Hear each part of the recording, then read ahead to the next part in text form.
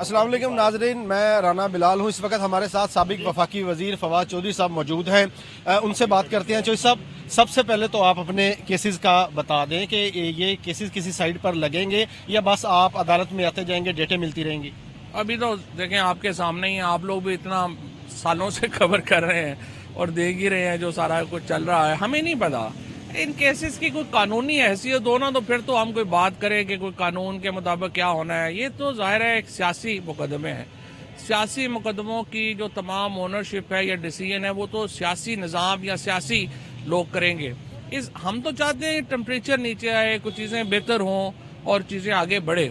But let's see अब ये कब होता है। अदरवाइज हम तो वही हैं, 3 साल हो गए हम ECL के ऊपर हूँ मैं। अदालतों में आपके सामने कोई 350 पेशियां तो इन्हीं अदालतों में हो गई। चौधरी साहब, टेम्परेचर तो मुल्की सतह पर देखें तो वैसे मौसम का टेम्परेचर तो काफ़ी नीचे आ गया है। सियासी टेम्परेचर को नीचे लाने के लिए आपने एक इनिशिएटिव लिया हुआ है जिस पर आप भरपूर तरीके से काम कर रहे हैं।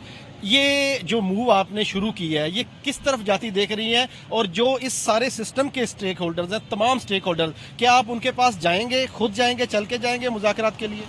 हम तो जाने के लिए तैयार हैं और हमने पहले ही शहबाज शरीफ साहब को खत लिखा है। उनसे हमने गुजारिश की है कि हमसे मुलाकात का हमें मौका दें, और अगर वो मुलाकात का जब मौका देते हैं तो हम उनसे मिलेंगे। और अब हम आसफ जरदारी साहब को भी अप्रोच कर रहे हैं, क्योंकि अगर आप देखें तो जो हुआ है आपका बीबी शहीद की बरसी के ऊपर, उन्होंने ये कहा है कि वो मुफाहमत का किरदार अदा करने के लिए तैयार है। तो हम ये समझते हैं कि आसफ जरदारी और शहबाज शरीफ साहब को ओनरशिप लेनी चाहिए अगर वो मुज़ाकरात की तरफ जाते हैं, चीज़ें नीचे लेके। अदरवाइज देखिए, पाकिस्तान में आम आदमी की इस लड़ाई के अंदर आम आदमी का तो कमर टूट गई है। सैलरीड क्लास, फार्मर, कंस्ट्रक्शन से वाबस्ता लोग, रियल एस्टेट से वाबस्ता लोग, सारे जो हैं बड़े तंग हैं। तो इसलिए इनको ओनरशिप लेनी पड़ेगी। अच्छा चौधरी साहब, नवाज शरीफ साहब भी सारे सिस्टम के एक स्टेक होल्डर हैं, वज़ादार इंसान है। अगर आप खुद उनके पास चले जाते हैं तो मेरा ख्याल है वो आपको वेलकम करेंगे। क्यों नहीं जाते? इनिशिएटिव ये वाला क्यों नहीं लेते सर? नहीं, हम तो जाएंगे। हम नवाज शरीफ साहब के पास जाएंगे आप? नवाज शरीफ साहब को भी हम दरख्वास्त करेंगे मुलाकात की। हम समझते हैं कि इस वक्त हुकूमत की तरफ से नवाज शरीफ, शहबाज शरीफ और आसिफ जरदारी, वो 3 लोग हैं जो कि इसका उन्होंने फैसला करना है कि मुल्क कैसे चलना है। और उन तीनों से बात हो तो फिर हम इमरान खान से मिलें तो फिर उसका फायदा है। पहले इमरान खान से मिलेंगे, हमें पता ही है वहाँ पे क्या ज़ाहिर है वो पॉलिटिकल रिलीफ होना चाहिए, सिस्टम में आगे बढ़ना चाहिए। पहले नवाज शरीफ, शहबाज शरीफ और जरदारी साहब और एस्टेब्लिशमेंट, ये 4 अपना फैसला करेंगे, फिर हम इमरान खान से मिलेंगे। इससे पहले मिलने का कोई फायदा नहीं। अच्छा चौधरी साहब, ये भी तासुर दिया जा रहा है कि आप तहरीक इंसाफ के बिहाफ पे नहीं, किसी और के कहने पे शायद ये मूव लेके आए हैं डायलॉग्स की। इस इंप्रेशन को कैसे खत्म करेंगे? नहीं, खत्म करने की जरूरत ही नहीं है। अगर दूसरी साइड इस पे साथ नहीं है, आप डायलॉग कर ही नहीं सकते। डायलॉग तो 2 ऐसे लोग करा सकते हैं ना जिनके दोनों तरफ ताल्लुकात हो। मैं बिल्कुल ये समझता हूँ कि हमारे ताल्लुकात इस वक्त जो दोनों साइडें हैं, यानी हुकूमती साइड और अपोजिशन, दोनों में हमारे ऐसे ताल्लुकात हैं कि हम दोनों को बैठा सकते हैं।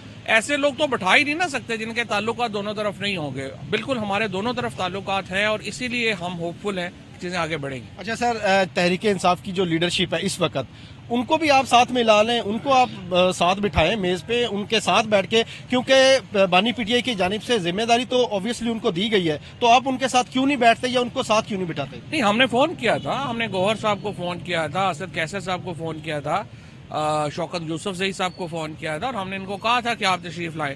PTI में एक तो बड़ी मुसीबत यह है कि समझ नहीं आती कि आपने बात किससे करनी है। वहाँ पे एक जूनियर मिनिस्टर है, वो उठ के अपने चेयरमैन को कह देता है कि तुम माफ़ी मांगो, तुमने गलत बयान दे दिया है। सेक्रेटरी जनरल कहता है कि सदर है ही नहीं। तो मुझे ये भी तो पता चले ना कि आखिर तरीके इंसाफ में बात किससे करनी है।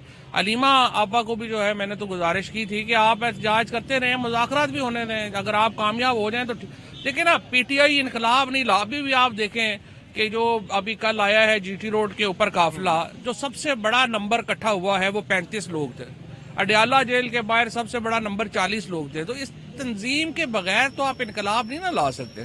तंजीम है नहीं। सारे, आज अचकज़ई साहब ने बिल्कुल सही कहा है कि 20 लोग हैं, वो सारे लोग आपस में लड़ते हैं, ये मसला है ना। अच्छा, आखिरी सवाल चौधरी साहब ये है कि ज़बान ज़द-ए-आम ये है कि बानी PTI को जेल से बाहर लाने के लिए सबसे बड़ी रुकावट ही तहरीक इंसाफ है। इस इंप्रेशन को कैसे देखते हैं? नहीं, ये एक फैक्टर तो नहीं होगा, कई फैक्टर्स हैं। एक फैक्टर ये है, ایک فیکٹر تو یہ ہے نا، عمران خان جیل میں ہے تو سب لوگوں کو عہدے ملے ہوئے ہیں، سب لوگوں کی فنڈنگ ہو رہی ہے، 40-50 ملین ڈالر کی معیشت ہے جو عمران خان نے جیل میں کھڑی کر دی ہے، وہ فیکٹر تو ہے، لیکن اصل فیکٹر یہ ہے کہ جو عمران خان کا خوف ہے کہ وہ باہر آئیں گے تو پتہ نہیں کیا کر دیں گے، ان کی تصویر ریلیز کرتے ہوئے حکومت ڈرتی ہے، ان کی آواز ریلیز کرتے ہوئے حکومت کے پاؤں کانپتے ہیں، اصل مسئلہ تو یہ ہے نا۔ بہت شکریہ۔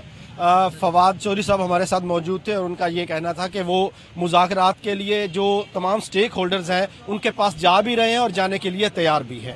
جی